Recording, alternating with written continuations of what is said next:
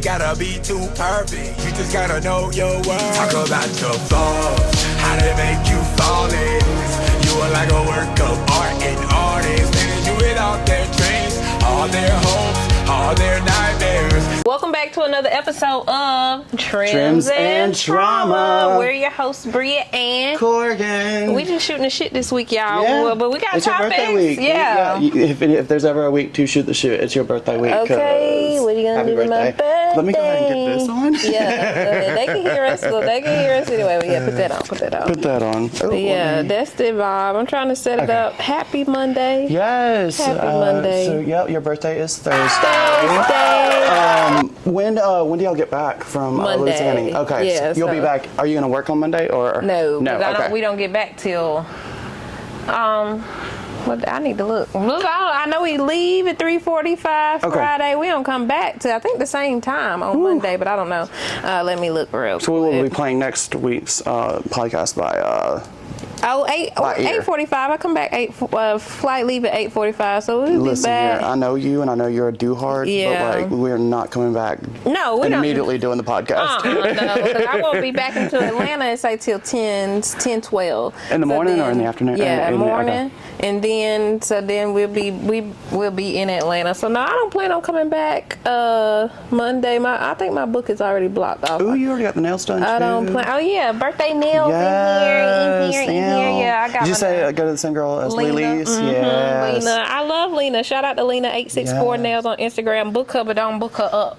Right. So I can still have her. But that's my girl. Shout out my girl. Yeah, I went her last week, so we already started the birthday festivities. I already got my nails done. I got a wig, but I haven't put the wig on yet. Okay. No, clearly. No. But well, it's gonna be hot as hell down there. So honestly, it really is. I wouldn't even put it on until you get down there. I'm gonna put it on Thursday because I'm going. I'm letting you know. I know. You're not I'm gonna just wear the band. I'm gonna wear the band. I'm gonna just keep my band on. Okay, there we go. So yeah, it'll stay. I'm gonna just keep the band on until we have actual like brunch and go out and stuff like that. But we're just walking around and stuff. Because you're what a 10-day girl here. There, I'm gonna say 2. It's just for the pictures, okay? Like I just need as long as I get some good pictures taken. Do it for the gram. Yeah, and that's it. After that, I don't care. Yeah. But I'm excited. Yeah, I already got my nails done. Thursday, I got a tattoo appointment for my sleeve or adding on to my arm. Yay. So we'll do that. That's in the morning. And then I think I already had told her to add on to my add the wavelength thing on there. Or I might let Alicia do it if she doesn't have time. My girl did not message me back yet. So I was like, okay, but I might let Alicia. I still need to see theirs. Yeah, I haven't seen. I haven't asked Kat. I know she's up front, but I haven't asked her or Keon to see theirs. Oh yeah, well, I just told her. Let me see. Yeah. It's so cute. It looks really good. It's just the outline. It looks really good. Cute. So yeah, I'm excited. They got it on. Well, I don't know I don't know if Keon's is on the right side. It's on the same spot or not. But it's right there. Yeah, it's on the wrist. I like it. It's very cute. Very cute. So I'm going to add mine too. I just didn't go on Saturday too, but it's still a plan. Yeah. But I'm excited. We got, do you want to do? Yeah, we can do the shout outs real quick. Yeah. So for shout outs for me this week, actually I've got a few. I finally watched Abigail. Finally. Abigail? Yeah, the one with the vampire ballerina. It was funny. It was good. Like, I genuinely liked it. It's also got the same girl from Scream 5 and 6, the main girl. I know her last name is Barrera, but she was really good in this. Like, I'm happy like to see these new up and coming screen queens, because I definitely consider her one now. Okay. Definitely Catherine Newton, who's also in it.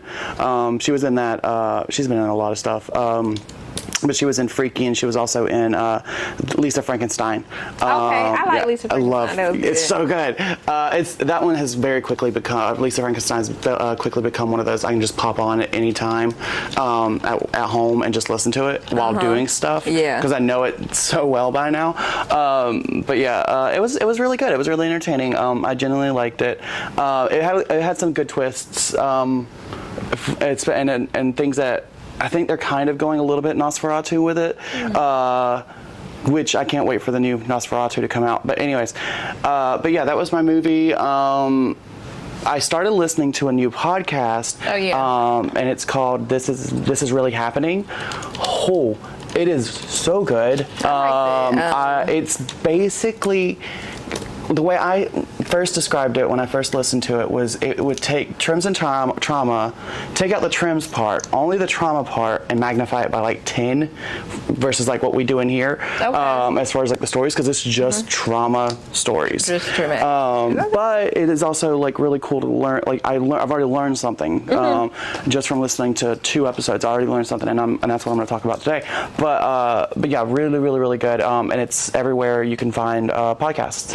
But yeah, so that's one I've been listening to, and then is really happening. Okay. Yeah, and then I started a new video game too with Josh. I think it's going to be so Bobby's actually out of town. He's in Maine for 2 weeks, and yeah, I'll get into that too in a minute. But I think during those 2 weeks, our new obsession, mine and Josh's, is going to be a game called Dauntless. Dauntless. Okay. It is a free-to-play game. I think of it as kind of like Monster Hunter meets a little bit of WoW, World of Warcraft. It's really neat. I mean, basically the whole point of it is to get in groups with your friends and go and hunt monsters, and get the resources from it, and then from the resources go from there and expand and add on to your character. But yeah, really, really neat. Didn't know exactly what to expect from it. I actually had downloaded it a while back, created a character, and then never played it. And then Josh was like, ooh, let's play. So I go in and log in, and I'm like, I already have an account. Yes, I'm already here. I didn't know. I don't know how I already have an account. I already have an account. But yeah, it's been a lot of fun.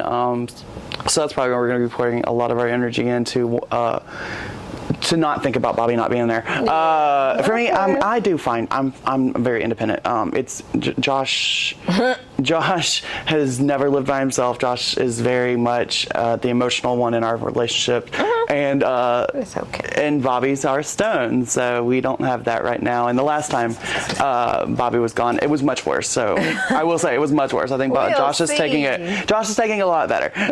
We'll see how it goes this time. That's funny. That's funny. Yeah. Oh, and then for music, check out Larkin Poe. I think I might have spoken about Larkin Poe before, but they have a new single that just came out. It's called Bluephoria, which I thought was kind of funny because it reminded me of Euphoria. But Bluephoria. But yeah, they're another one. It's kind of country-ish, but y'all know my taste in country is pretty much not actually country, or at least that's what cis white hetero men say, is basically if someone's going to tell me that it's not a country song, then I'm going to probably like it, because it's not country enough. That's about as close to actual country as I get, is when it just pisses off the people who truly love country. That's about as close as I go. But it is kind of bluesy, kind of rock, southern rock mixed with some country. That's whole Larkin Poe's kind of whole shtick. But yeah, really, really good. Check it out. Okay. Yeah. What about you? Gotcha. I'm on birthday stuff. So all the birthday I got was new music. It's technically new. Lotto came out last. It's less than a month old. It's new. Yeah, June 28th. I was looking at that. I like Apple Music tells you the dates on stuff because I never know shit. That part. But Big Mama is the name of the song, and it's about Lotto. What you gonna do for my birthday? Because that's what I feel like. What you gonna do for my birthday? That's what I need to know. That's what I need to know. What you gonna do for it? So that's our new song. Content. Shows. We're still watching Your Honor. I am not yet done with Your Honor, and honestly, I keep watching the same couple episodes back and forth because I miss it. I go to sleep and then I rewind it and I start back where I started. That's probably one of those where you gotta catch everything. Yes, you can't miss no parts. Yeah. I'll be missing parts because when Keon give me the little quiz, he be like, "All right, what happened at the end of the?" I'd be like, "You know what? I was paying attention, but I don't know." So ironically, that's a show for me, but I refuse to watch it because y'all got me stressed out about it. I like it. I'm still not done with this, so I'm still because I want to know what's gonna happen. I don't want to spoil it for anybody yet. So I ain't talking about it, but I'm talking about it. I like that. I haven't watched. I don't think it was a new episode of House of Dragons on the That just came out last night. It came out last night. Yeah. Okay, good. I was like, what the hell? Where am I? Where am I? Okay, my brain. Well, because I know where it was. I think the last one was the last episode was the one that pissed off a lot of people in the UK because the boner. That's hilarious. Yeah, but then last night was supposed to be the new episode, so you haven't caught up with that one. Yeah, it's on Sundays. That's right. I be looking for it on Friday nights, like Power and stuff, but it does not come. I don't even watch it, but the only reason I knew that is because some of my people on Facebook are talking about it, and it's like, ooh, I can't wait for the night show. I like it. I'm watching it. I like to watch it so I don't get spoiled, but I haven't really been on Facebook as much. I've been trying to like cut back my social media. I haven't really had anything spoiled. Not that I'm not going to watch it, but like my friends have been good about not spoiling anything. It's not my friends. It'd be like the Facebook groups. It'd be like those fan groups. It'd be popping up the like gifs and the memes. Yeah, fucking 2 seconds after the episode has come out. Yeah, and it just pops up on suggested, and then I just accidentally see something I'm not supposed to see. Yep. But I've been trying to stay off of social media, but I'm getting back. RuPaul's Drag Race is bad about that. The groups don't spoil shit. It be those groups, but I mean, I like the groups to go back and watch after I done watch the episode. Then I like to go see what's tea. But I'm gonna get back into it. I feel like I've just been. That's another one that's new right now is RuPaul's Drag Race. There's a current season of All Stars going on, and I've never been so over a season in my life. Really? I'm so over it. Well, okay, so competition shows like that, they're always going to have producers. Their producers are going to be in control of the story, the setting, like of the plot. And with shows like RuPaul's Drag Race, there's been a lot of accusations of like, this person was fan favorite, this person was producer's favorite, that's why they made it so far, that kind of thing. And it's I mean, I think they have over 40 seasons, as when you bring in the international seasons. There's over 40 seasons of RuPaul's Drag Race. So like, it's kind of a well-known thing of like, yeah, the producer's gonna have their story play out. We know that. It's whether or not it's going to affect who actually is doing well in the competition and who's not. But this season is all about charity. Great, love that. Yeah. That also means that there's not as much to lose. Right. And nobody's going home this season. With like money. no one's going home as far as being eliminated. Oh, but at the end, don't they win? They win for their charities. Usually you win like between $100,000 and $200,000 for the first place person. Right. This time it doesn't have that because nobody's making money anyways. Everything is charity, which is genius because that's how you get these girls with $100,000 looks, is because that look was for a show that was for charity. Right. So that is tax deductible. Right. All of those things, everything that was showed on this season by those girls is tax deductible because it's all for charity. So that part's genius. The part that makes me irritable is because there's not a lot of drama because it's all for charity, the producers are forcing the drama. Yeah, and you gotta have views. If no dramas, no views. And that's the reality of it, and I understand that. It's taking every little mountain or molehill and turning it into a mountain. Molehill. That's a molehill, Maury. That's a molehill. Anyways, but it's just one of those things, and like honestly, it all comes down to the fact that the person that the producers want to win is not who I want to win, so I'm over it. It's so rigged. It's so rigged. I hate when you see it takes the fun out of watching it. It does, because then like really, well, in this last episode was everyone has to go up against each other with a lip sync. Okay, the lip sync Lollapaloozas are great for views because the lip syncs are what are going to get the most views on YouTube. They're going to be the things that are going to be looped over the most. Right. They're going to be the things that are easily eye-catching. So like anytime they do that episode, an episode of that each season or whenever seasons they do it, I'm already over here like, go ahead and get your money, girl. Right. Like I already see it. But this one literally was trying to determine like this is the season. This is right before the finale, and they're doing a Lollapalooza. That is also the easiest to pick who you want to win because you already have, I want this person at the end to win the Lollapalooza. That's all you got to do is pick who wins each time because it's now it's set up to where these two went up against each other, these two went up against each other. Okay, well the winners of those two now go up against each other and go on and so forth. Like so it's a tournament style, which I'm sorry, that is the easiest way to absolutely rig the system. Right. So I was watching it with Josh the other night when it came out. I was just like, I'm so done. I'm so over it. But then also it didn't help that everyone that I thought won the lip syncs didn't win. So I was just, I'm good. This is so rigged. I watch this. Right. That's how I be Plastique feeling was about robbed. the hair shows and stuff. That's what when it becomes a popularity contest, yes. Yeah. They say that a lot. Then I'm over here like, well, I guess I'm a slower loser then, because that's the way I see it. Whatever. Oh, well. I'll be in my feelings. Okay. I'm a slower loser. I guess I am. Fine. Because I also see the truth. Exactly. It's true. You see the same names, in the lights all the time. You be like, oh, and nobody else is popping. I was a model one time for a hair competition, and the competition that I was under was it had to be a haircut, it had to be a fade, a design, and a beard trim. Had to be all three for this competition. How about the winner didn't have a beard and didn't have a design put in? So you did not. You just did a fade. Exactly. So okay. Yeah, it is. What's bad though is we were in Myrtle Beach, and I didn't have anything else to do other than at 6 o'clock be there for the judging. And we did the actual haircut and everything at like 9 o'clock in the morning. It was the first one for the day, but we all had to still be judged at the end at 6. So for the rest of the time, I day drank. Okay. And I came back for that 6 o'clock burnt. Because what else are you gonna do? Well, what else are you gonna do all day? It was including my friend, because I had long hair. I had sacrificed it was the first time I tried to grow my hair out, and I had sacrificed it for this person. It was Josh, who used to work here. Yeah, that asshole. Yeah. But anyways, the one that I was never their friend. Anyways, but I sacrificed my, 10 inches of hair for them to come in third.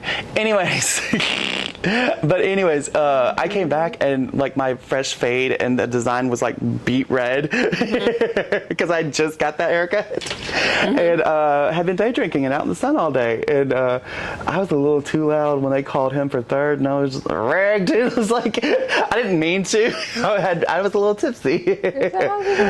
Oops.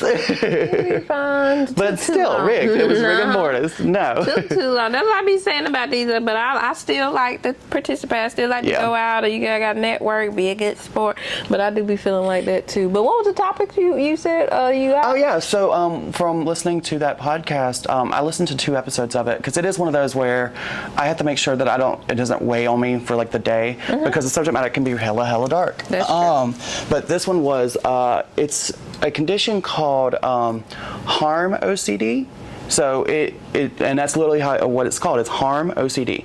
So OCD, obsessive compulsive, like it's a repeating of a uncontrolled urge, thought, whatever. This is a specific type of OCD. So have you ever heard like that thing of if we could be arrested for our thoughts, everybody would be in jail? Oh, absolutely. Like everybody has those thoughts, like a dark thought here or there. Like if you're, beside somebody at a crosswalk or something, you could have that thought of what if I push them, or like whatever. And those are fine. Like they're impulsive thoughts. It's the willingness to act on that thought is what separates it from us from being monsters and not. The thought can happen. That's fine. We don't give it. Most people don't give it power. They don't act. So the problem with somebody with harm OCD is they can have one of those impulsive thoughts, and what happens is they say, "Wait a minute, why did I have that thought?" And it's most of the time around people they know, love, care about. That's usually when it's worse. And so what happens is they have a thought of, okay, I want to do this harm to this person. Oh God, why did I have that thought? And then it becomes a cycle of, oh my gosh, I can't do that. I can't think about that. Why am I thinking about that? And then you continually do it over and over and over again, like upwards of like 500 times, nonstop. Just sitting there in your head over and over again, trying to convince yourself that you're not a monster. But you can't get rid of the thoughts of harming others. And so what ends up happening, so the case that I was listening to, this girl, it's still relatively new. Like real new. So not a lot of therapists are able to treat it because it was still new at the time. So she was going a while without it being treated and had convinced herself that she was a monster, that she was going to harm, kill, hurt, whatever, everyone around her. So she ended up becoming an isolationist and ended up if I don't get around people, then the thoughts can't happen.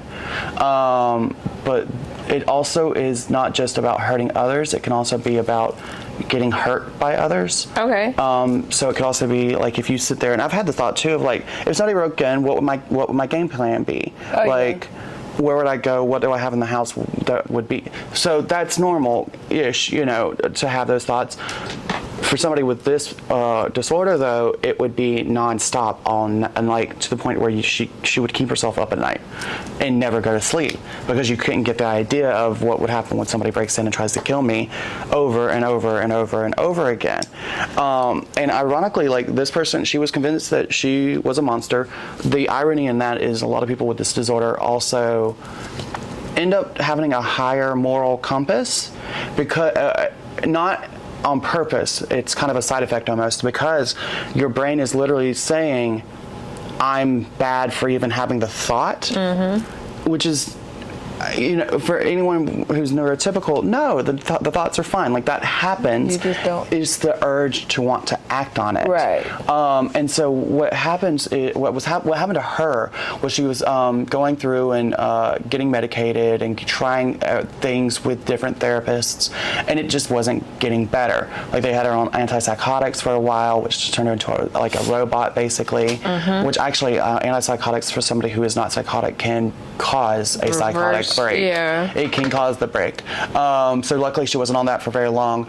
But I think now she takes like one medication and goes to therapy and has it under control. But what she ended up having to do and what she had to relearn and reteach herself was, okay, the thoughts are going to happen. That's going to happen. That's fine.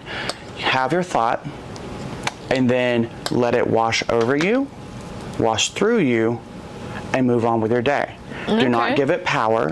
Tell yourself it has no power, that the difference in a good person and a bad person is the willingness and wanting to act on the thought. And if you're not doing that, if you don't want the thought, you don't want to act on it, and you don't want to prepare for it, anything like that, then you're not a bad person. You just have these thoughts. So now it's more about accepting that it's going to happen, the thought's going to happen, and just don't give it power. Don't give it control over your life. And so every time she has those thoughts, she just has to kind of go through that, running through that step by step again, and move on with her day. But yeah, it's really, really interesting. And then it kind of, so this disorder also, okay, so in the cycle,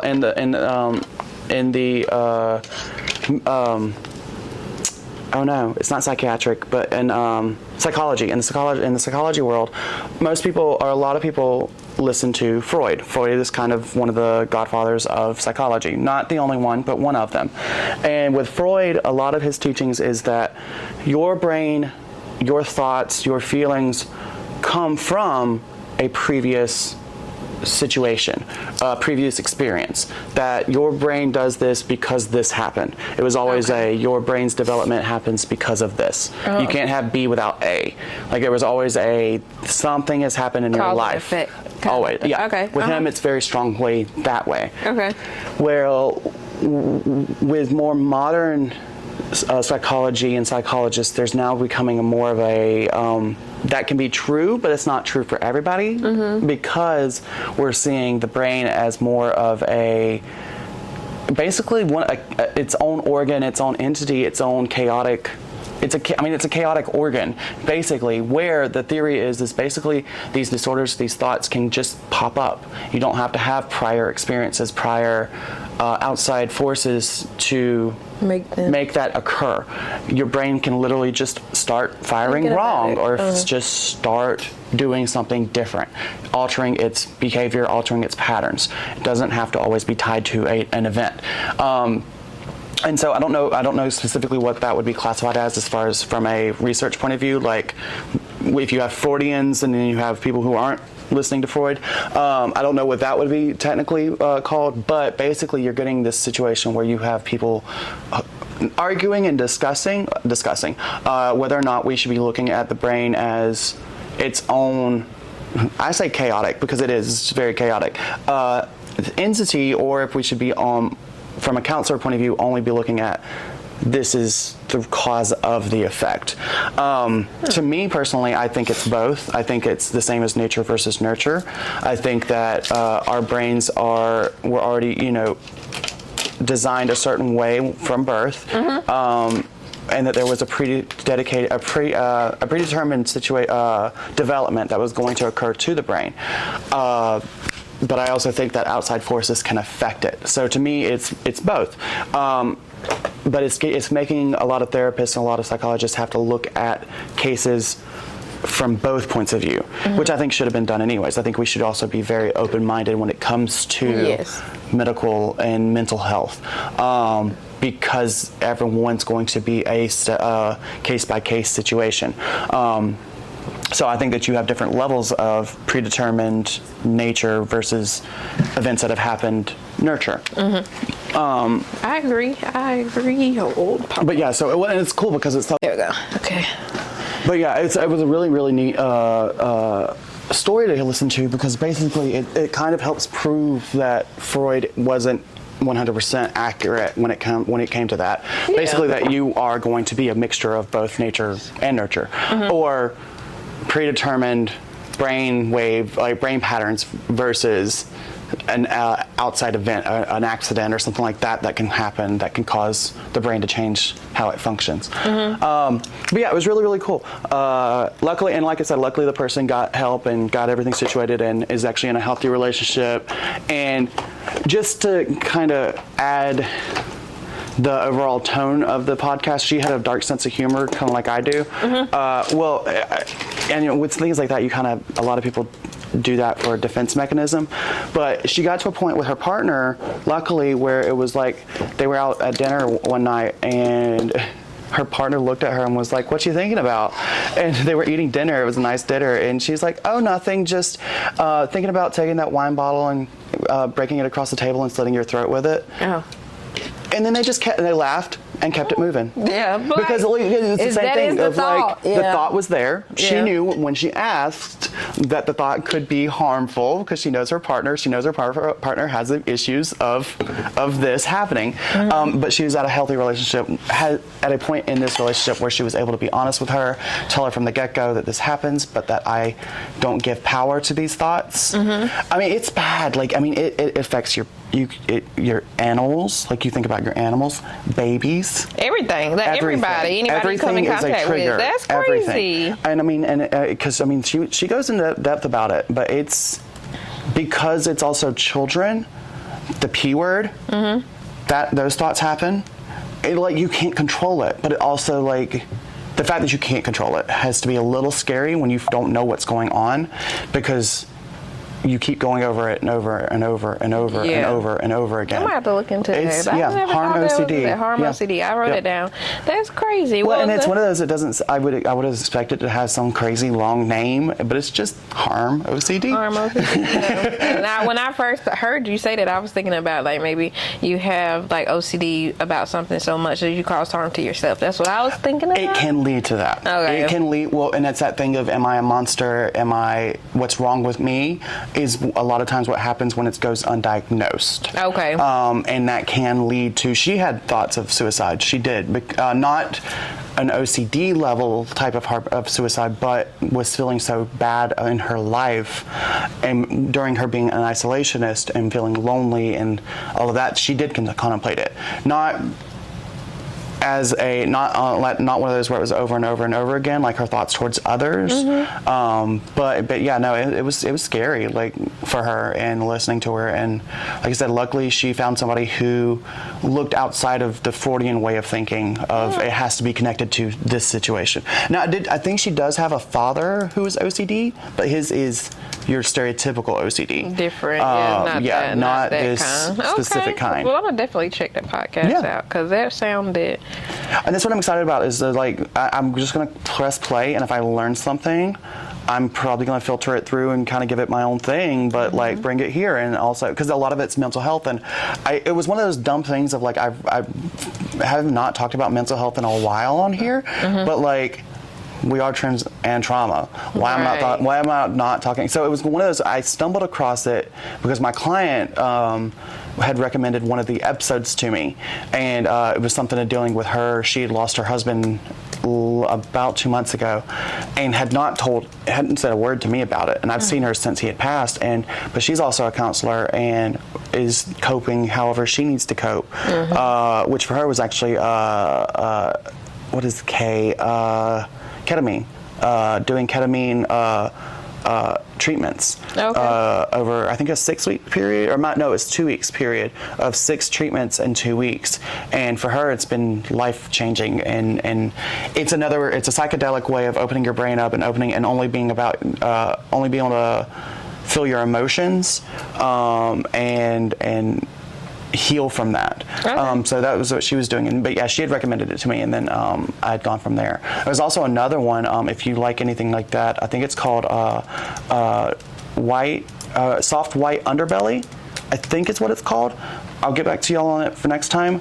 But it's a deep dive into, like, they just bring in people and interview them and their lives. But a lot of times it's homeless people, drug addicts, prostitutes. Like, it's any kind of walk of life, but usually they've been through some shit. And they'll bring them in and just interview them and tell their story. And I don't know if it's a prerequisite that you have to be homeless, but 90% of them, I believe, are homeless. Okay, that's what they get. So it's another one of those, and I know they're on YouTube. They might be a podcast as well, but yeah, I believe it's Soft White Underbelly is the name of that one, and I'll bring it back. I'll talk about it again another time. I wasn't prepared to talk about that one today. That's okay. But yeah, it's good. It is another one of those where you just have to make sure you're in the right mindset before you put it on, because it can be very upsetting. One of them one I listened to was a girl's boyfriend. She watched him have a slow mental break, and he set himself on fire. Wow. When she broke up with him. That's why I can't deal with people in their... Well, you can't help how other people react, but I cannot go through that. That kind of stuff again. He was already not well. It was already, but she had finally realized that she was not helping him, and he definitely was not helping her. They were toxic for each other. Okay. And so she finally had to do it for her mental health. Yeah. And he, like I said, he was already very far gone and already had been attempting unaliving himself since like 15 or 16. And so there was years of this happening. She just didn't understand enough at the time. And that's one thing she talked about, is if she would have known what she knows now, then it would have been very different. Gotcha. But he also probably would have ended up in a hospital if she really would have done what needed to be done. Right. Because he was just that far gone, even by the time she met him. But that was a rough one, because she was literally calling him to check in on him as he was doing it. Wow. And I think it was when he did it, because he did it in a shed. I think the fire itself caused more I think it also hurt other people.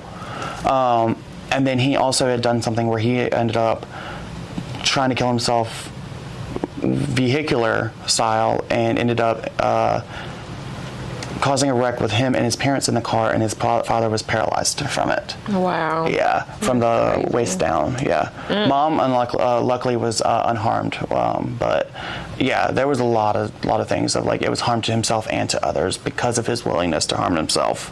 Yeah. So that's I'm definitely going. So yeah, it's definitely it hits hard. Like, but it is a really good podcast. For sure. I'm gonna watch it. This is, like, Your Honor. Like I said, it'd be something that hits home, man. But it's because it's just very realistic. The things that happen in there is, I like to hear true crime things that happen in real life, because it really happened. Yeah. I don't think Your Honor is based on a true story, but the storyline, it still fits in reality. It's something that can definitely happen. Not too far-fetched. Nepotism, people looking out for each other, that's 100%. Corruption. You paying for everything can be bought. Iceberg Christian real fast, even though we've been in. What's a surprising skill or talent you have that most people don't know about you? I'll consider it. When I get the hiccups, I don't have more than 4 hiccups at a time. And that's it. That's it. 4, just 4, and it's always gonna be gone. Max. That's crazy. At the max. I think there's been a handful of times since, like, childhood that I can think of where it's been more than 4. Like, and it's anything past 5, I'm like, what's wrong with me? Like, I don't know why, because I know hiccups it's your diaphragm's way of regulating breathing. So a lot of times, like, yawning can get rid of hiccups. Like, or whenever I think it's the reason why you scaring somebody is because it makes them breathe in heavily, like sharp take a breath. Oh, okay. Or like if they scream or whatever. Yeah, it's all about regulating your breathing. That's what hiccups are for. So I don't know if it's that I know that I hold my breath when I fade.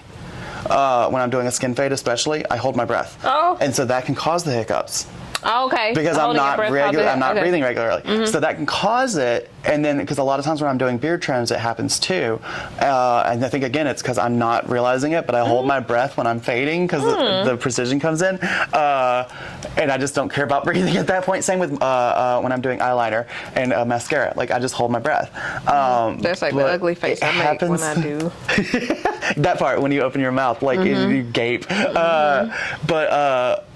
It's just one of those things. And then, yeah, I guess because I'm doing that, it fixes itself quickly enough in just 4 hiccups or less. But yeah, it's the weirdest thing. The boys know about it. Like, it's a thing. That, and I get the weirdest little,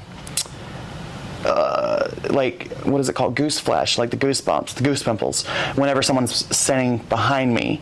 So it's almost like, know it. And I don't know they're there, but I can still, like, my body still senses it. So it's kind of like my spider senses. Okay, my spidey senses. Yeah, but yeah, I don't like when people are standing behind me, especially if it's somebody that, if I'm aware enough and it's somebody that I know who, like Bobby, he tickles me. He can't stand behind me because he might come in and tickle me. So my brain is automatically like, and it's this weird little thing. It looks like a cold chill, but it's not. It's just like this weird little tick that I do. I'll point it out next time it happens, because I think a lot of people think it's a cold chill or that I'm like doing it on purpose. It's not. I don't know if it's a Tourette's thing. I don't know. But it's this weird little tick that I get. And the boys make fun of it. They've gotten used to it. They know about it. But it is one of the things not a lot of people see it. Or if you do, it has to be like in the house, sitting down, talking, not up, moving, and working, because you don't really catch it when that happens. But whenever you're sitting down and actually like looking at me, and when it happens, it's weird. But yeah, my brain does some weird things. I would say for mine, I feel like playing piano. I bought another piano off of Amazon, just a keyboard, and it sits on my table at home. And I've been playing it again because my grandma put us in piano like when we were 7 years old for 7 years. I hated it. Don't like it. Brandy plays the piano way better than me. She studied with it? Yeah, she just learned the chords. Well, I can read music, but I like the basic ones. So you go to hitting chords and then like all the hymnals and actually playing where they can follow you along in church. It's not fun for me anymore, but I've been getting back into it. Why don't you look at other types of genres? The music. I know, right? Because we always play those piano books that she got. I know, right? Modern music. I'm gonna look on Amazon for them. But my grandma gave me all my piano books back, so I've been reteaching myself. It's kind of like riding a bike. Like sometimes my fingers just go to the notes and I don't really know what they are, so I'm reteaching myself the notes because I know what it is, but I can't tell you if it's G, A, F, or whatever. It's been so long since I've had to read music. I got lucky. My chorus instructor in high school was adamant about her singers knowing how to read music. You have to, yeah. I mean, you can't just. I mean, you don't have to, because some people don't. Yeah, because I didn't know that people didn't. You can play by ear. Yeah, I feel like I have a little bit play by ear because some of that time, but I'm teaching myself again because I have one of those books. Yeah, that helps too. You can sing. Right. But yeah, that's what I say. I have a lot of stuff that I do, and I just don't do it because I'm shy. But I was like, I just start. That is right. So I was like, we just started getting back into that stuff. Like, I appreciate my grandma now. Back then, I loathed entirely. Hated it, but I appreciate her because it brings me back, and the tons of things that I have to do in a day or something. But just sitting down playing that piano, it sounds amazing. I love it. I love how it sounds. I love to hear my sister play. I record her all the time. I record myself, but it just brings me back. So I appreciate her putting that in us, even though I did not want to fucking do it at all. I never really realized. It was my Josh, that like he'll see me like painting or drawing, sculpting, like one of my things that I can do, and that's always what I tell myself. It's just one of the things I can do. Right. But I never think about it as like people can't do that. That's talent. Exactly. That is. People cannot just sit down and play. He's the one that really like points it out, and he's like, I wish I could do that. Which I turn around and I'm like, I wish I could do the things that you do, because when I talk about like, he has a Pinterest brain, not Pinterest, Etsy. He has an Etsy brain. And what I mean by that is he can say, this is how you create this little tchotchke, this is how you put this together. His brain immediately finds the fastest way, the most efficient way, and like done in one time, like, and it's the fastest way. Like his brain just does that, and it's always with like creating like little odds and ends, like little tchotchkes and things like that. Is more of his creative skills. He can just take anything and just kind of put it together and make it a new thing. And he can visualize that project and that process. That I have the biggest problem with. When it comes to a creative process, I'm going to find the most difficult way. I'm going to find the way that takes the absolute longest time. Okay. I'm going to probably start over about 3 times to make sure that by the time I'm done, my first project, I'm now a master. Like I go all around the world doing stuff when I could just stop. Maybe one day I'll get there, but he's one of those. Well, after I'll finish, I'm on the last step. He'll look at me and say, "Why don't you do this, this, and this? Why don't you go play in traffic? Because you didn't tell me that when I started." At first, exactly. You should have told me that first. Why you? I told him. I said, "Me and him would be perfect for Etsy because if he just puts the not ingredients, but the order of things, like the process. Just give me instructions. I can follow instructions like crazy, and then do the same thing over and over and over again. Oh, I could do that. I can mass produce us some little cute things and put on Etsy. Yeah. But I'd have to have him there to not manage me, but to manage me. Right. Tell me what to do. Tell me what back to do. Off. Yeah. And back up. And then you finish it. Like I'll make the product, you finish it, tie it off, put a bow on it, sell it. I'll make it. Like, and that would be perfect. But I'm definitely a maker, not an oversight. I don't have this vision for the whole project. I can just, my little hands can do the work. Yeah, I do a little bit of both. I plan it and I like to do it. I like a little bit of both of that. But yeah, those are talents that we really don't think about. But I've been enjoying that. And I played the piano this morning.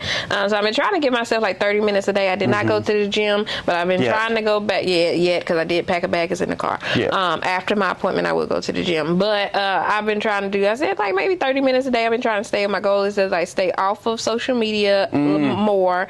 Still trying to create content and stuff like that, but stay off of it. Be a producer and not a consumer of the content. So trying to stay off of there more and trying to do my own thing and practice the piano. I've been trying to clean my freaking house up before we leave because I want my house to be clean when we come back. I feel like I'm going to be 30 years old. I gotta get my shit together. Like you cannot be a dirty bitch all your life. Oh yeah, you're in your last few days of your 20s. Oh, bye-bye 20. Bye-bye 20s. Hello 30s. Is Alicia our youngest one in the shop? Yes. Yeah, she's the only one left in her 20s. That's crazy, yo. First of all, chill out. Don't say that because first of all, it's still Monday. I am not 30 yet. I am still 29. Mind your own business. Shut up. Nobody asked you. I didn't ask you. Whatever. Anyway. That's crazy, right? Crazy. I can't believe I'm going to be 30 years old.